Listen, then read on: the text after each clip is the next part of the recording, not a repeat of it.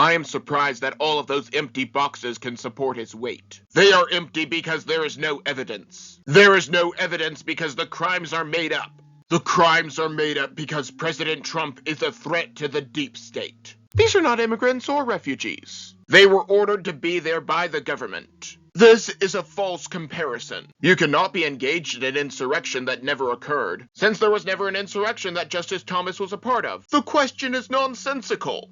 It is like asking if a person should be recused after painting all of the leprechauns purple. Only if you are a conservative or stand against the deep state will this happen to you. After all, you can call for a genocide and never be prosecuted, or have people fear for their lives over your violent mob right outside. Also, you can question an election, but only during 2016, and only if you are a Democrat. Approved speech is allowed. Let us break Ms. Sorensen's argument down a bit.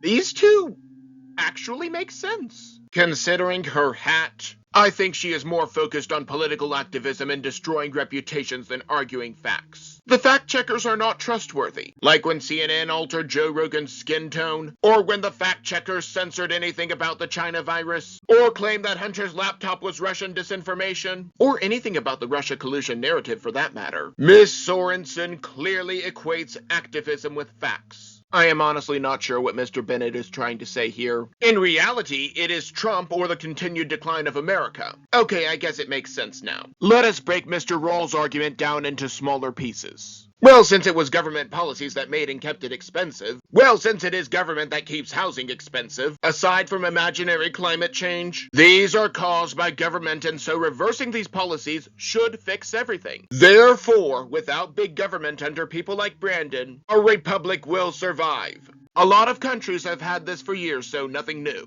America has had it for decades now. Granted, there was a brief pause from 2016 to 2020, but that is not the point. The only way to stop totalitarianism is to not give it a foothold. That is why a certain president was ousted, as he was exposing too many uncomfortable truths about the establishment.